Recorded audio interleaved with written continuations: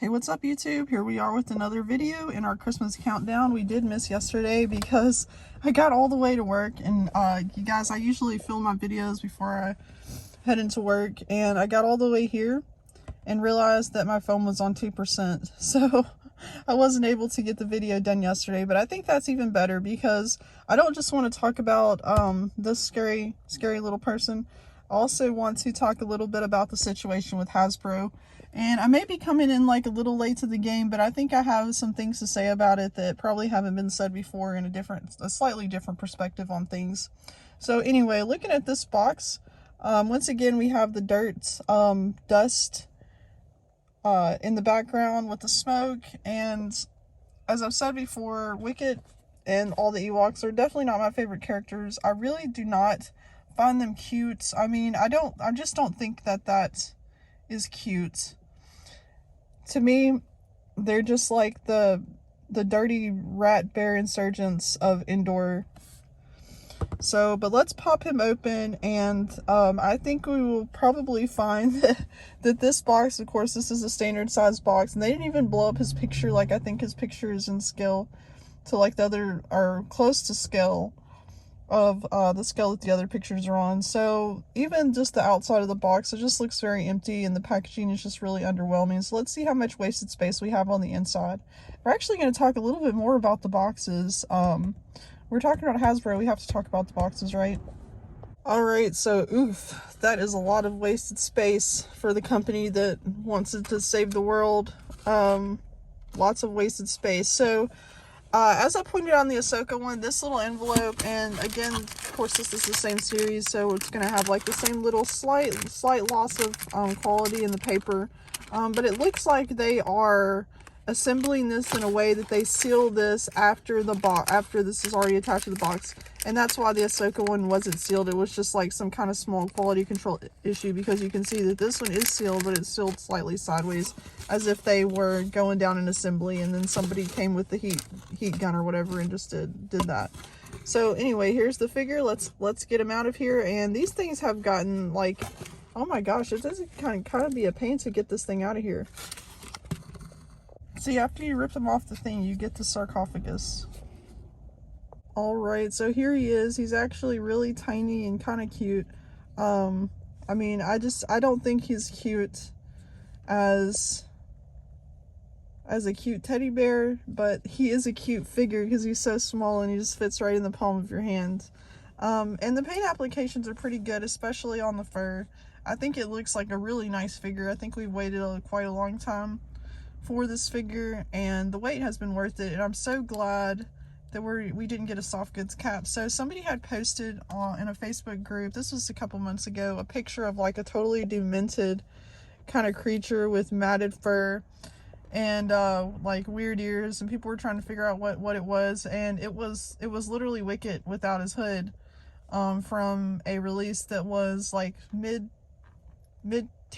2000s, where it came with like a Princess Leia Barbie doll type deal, and it was meant to be really cute, and it was just terrible. It was terrible. So anyway, this is really nice, and that had that. I guess it's very common for those to lose their soft goods little hood. So this is not a soft goods. This is a hard hood, and it's very nice. And I think the paint looks good. So my son did point out in the Ahsoka video that like Ahsoka's posability wasn't great. He always has a lot more to say about their posability because he's the one that kind of puts them in the poses for me. But his comments about Ahsoka was that she didn't have a lot of articulation in the head. So I do want to check out kind of a little bit more of his articulation. His body, oh wow, he's got some, he can even articulate in the middle. So that's pretty cool. So of course, like, there's not going to be any head articulation. I wonder if this hood could possibly be removed. Maybe not break the creepy figure like on day one. Anyway, I'm going to adjust him a little bit, and we'll see if he's freestanding. But first of all, let's talk a little bit about what's going on with maybe like a slightly different group of insurgents. So anyway, we've all heard the big news about Hasbro, And the big news is that Hasbro is laying off 1,100 employees, and it's really terrible because it's right here before the holidays, right? So that's really sad. So anyway, I was reading the articles and I was really kind of doing a deep dive because, I think that like one thing that the media tries to push us towards, all of us, no matter what side of the political spectrum you're on, they want us to all be reactionaries. They want us to all react very quickly and emotionally to whatever they put out there for us. So whenever I hear stuff like this, like, I always have to sort of think back down the memory hole, because that's the other thing, is they want us to forget about things that have already happened. Like, they want us to forget about how they already said earlier this year, like in January of this year, that they were going to do this. And they already said that they had built a whole new headquarters in Pawtucket, and so that they were going to be combining their Providence offices with their Pawtucket offices. So, but of course, all of that stuff gets memory holed, and it's really interesting how it gets memory holed and what gets memory holed. So we're not just going to talk, we're going to talk about Hasbro, we're going to talk about Disney, and then we're going to talk about My Little Pony. Anyway, so the Hasbro layoffs in 2024, 1,100 employees, that's about 20% of Hasbro's workplace. Globally, they have about 6,000 employees. You have to understand that Hasbro doesn't actually produce this toy. Like, they hire a factory to produce this toy for them, and they just tell them what they want. So all of the plastic goods that Hasbro releases are actually made in China, and I'm pretty sure that that's all handled by their Shanghai headquarters. Here in the United States, it's mainly product development, supply chain logistics, that sort of thing. So, what these layoffs are being blamed on is low sales. An 18% drop in sales, and they say that this is due to the popularity of basically plushies. Like, they're saying, like, kids only want to play with plushies these days, or they only want to game or whatever. They don't want to play with toys. They only want to do plushies. And most of the employees that are going to be affected by this will be from the Providence office, the former headquarters that is closing down. The new headquarters is in Pawtucket. Consolidation has been the plan for these two offices since 2017, and they're actually still hiring for the Providence location. Like, sometimes it can be really hard to find out, like, who works for a corporation, how many people work for a corporation. Like, it's almost impossible to find out exactly how many people work for a Walmart store.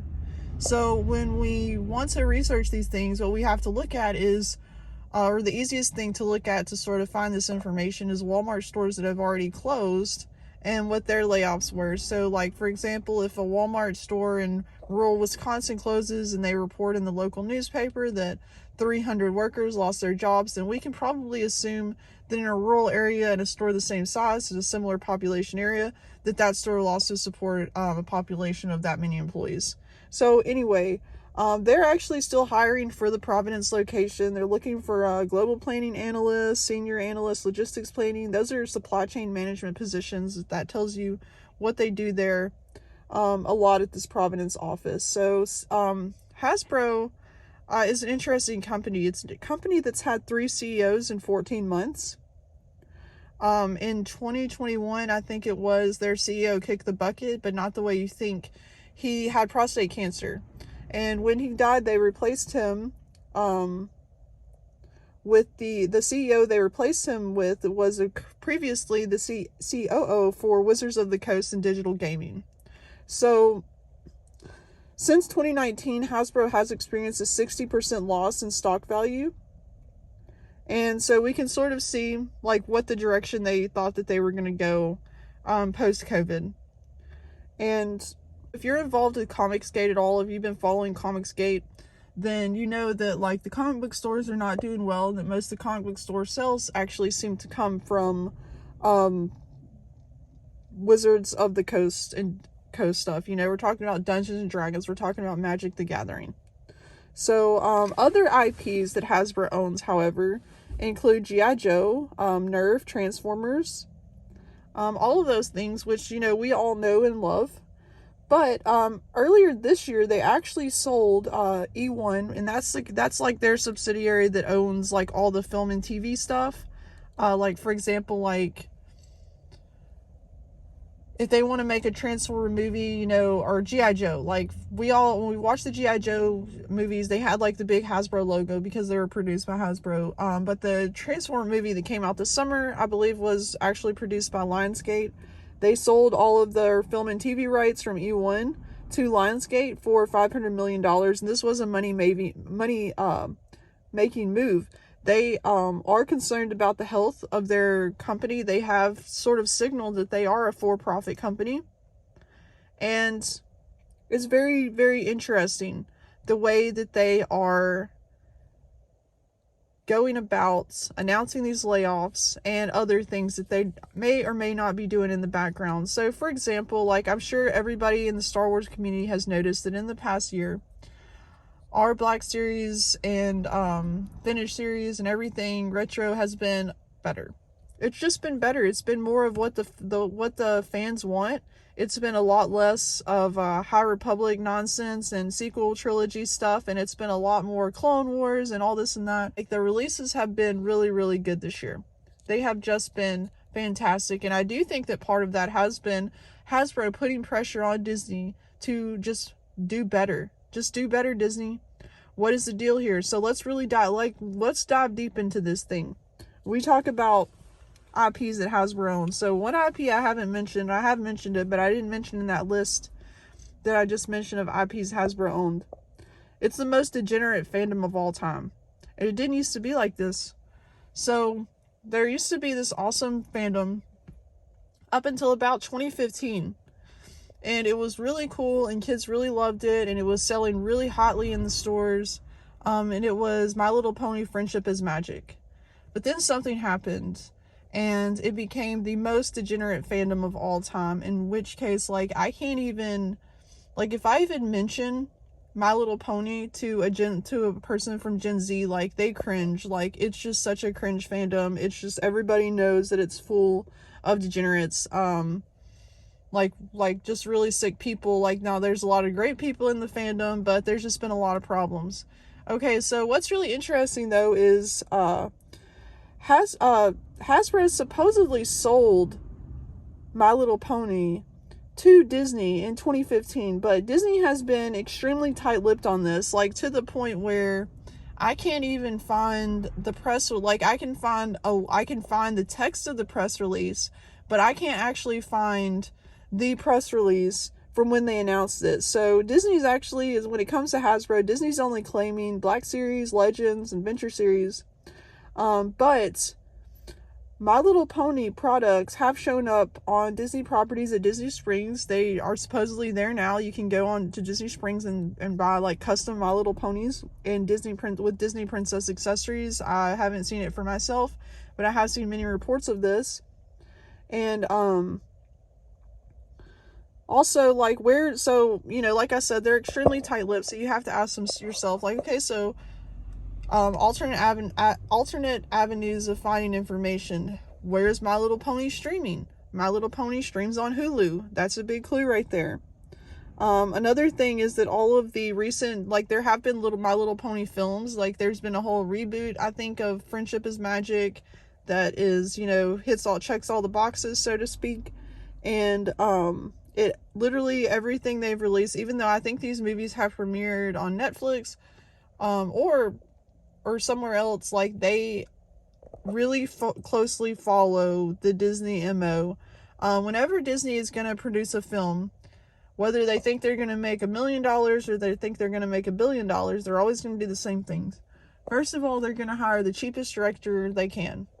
That's how we get people like, and then they're going to pretend like this is the greatest director of all time. And if you haven't heard of them, it's because you're out of the loop. So, but it's really like the cheapest director they could find. It's nobody special. Like, that's why we get, like, people like Taika Waititi who, like, have a breakout hit with Thor Ragnarok, but they can never, like, replicate that success. That was just the cheapest, you know, hire that Disney can make to check the boxes. The other thing that Disney is always going to do is they're always going to recycle their own actors. So when you like look at who is starring in all of the voice actors starring in all of these My Little Ponies, they're all actors that are basically owned by Disney. You know, in some ways Disney actors are also the IP of Disney. So if like it's all Disney actors, as if it's like the entire cast of the Disney Channel movie Descendants voice acting the My Little Pony movie, that really tells me that somehow, in some way, Disney really has their claws on My Little Pony. And it's very interesting to me that the Disney got its claws into My Little Pony in 2015, and that's when the fandom like literally went to shit. So anyway, that's why I think that these layoffs are very, very smoky mirrory. In 2017, Hasbro had 5,400 employees. They added 200 in 2019, and by last year, that number had grown to nearly 6,500 employees. If we subtract that from the 2017 employment numbers, we have 1,090 less employees. Okay, they're laying off 1,100. You guys kind of see how that works. Again, Hasbro's best-selling products are actually like Dungeons and Dragons and Magic the Gathering. Coincidentally, these also have the lowest production and shipping costs and are the most insulated from cancel pick culture. They're also the products keeping comic book shops open in the US. We know that comic book stores only account for less than 60% of comic sales, and over 40% of their sales are actually from non-comics, aka toys and games. So between the Star Wars collectors and the Magic the Gathering, Dungeons and Dragons people, like, congratulations, we're propping up the whole entire comic book industry in the United States. In 2013, comics actually accounted for 42% of all comic sales, and now they only account for 20.9% because people are buying manga. They're not buying American comics. I'm a manga fan. Unfortunately, like, I haven't found a manga that I've liked in many, many years, so I just read like old manga from like the 70s and stuff these days. But sadly, like, I found more manga that I've liked, old manga that I've liked than modern comics, and that's really sad. We know that Disney leadership hates Star Wars and the fandom, and they see old school Star Wars fans as mainly a tool to prop up the failing IP for now. But they, of course, would be willing to throw us in the garbage, you know, if they weren't a for-profit company. So it starts to make sense why Disney would use their market influence to flood the comic market with cancel pigs in the 2015 era. Like, if you just really go back and look at what everything was going on in the world, everything going on with Star Wars, everything going on with a lot of with video games, with comic books, you're gonna just see like an emerging trend that sort of started around that time. I mean, it started earlier, but it was just really ramped up then. And so you have to ask yourself, why would Disney want Hasbro to succeed when they own so many rival IPs? Like, you really have to ask themselves. But Hasbro is not stupid. They're not run by stupid people. So I appreciate them at this moment. And by the way, in my research, I found out they have like 4 factories in the United States, or they like lease they lease the services of these factories. And 2 of them are Cart Mundi factories where they like make the card sheets for like Magic the Gathering and that sort of thing. But the other one, and I actually thought that this was something that happens in China, but I think it might be something that happens in the United States. That is where they like design the boxes and engineer the boxes for the figures, I believe, at the other 2 factories that they, you know, that they use in their supply chain network. So we didn't even look at Wicket's accessories. Alright, so these accessories are actually really tight. Like, these are some cool accessories. So we've got like a little club for beating stormtrooper heads in. We've got a spear for stabbing them. We've got a bow, and it's got like a little stone tip arrow. This is like the detail on this is actually very nice. I actually like these accessories more than I like the figure. And the arrow looks like it can go in the bow. Look at that. And then we have another wooden club. So there's 2 clubs. Like, 1 wasn't enough. He needs 2. So anyway, that's very violent. Alright, so let's see if we can freestand this guy. So I actually thought he would freestand super easily because he just sort of like has the body shape that seems like his weight would be distributed very equally, but it was a little bit difficult until I got the feet in the right position. So I think that the articulation of this figure is really nice. And even though I don't really like Ewoks, I can appreciate a insurgents of the forest who's trying to reclaim, you know, I don't know, like 60% of their territory back from an evil empire that is trying to destroy them. So anyway, thanks for watching. Please like and subscribe, and I'll see you in the next video.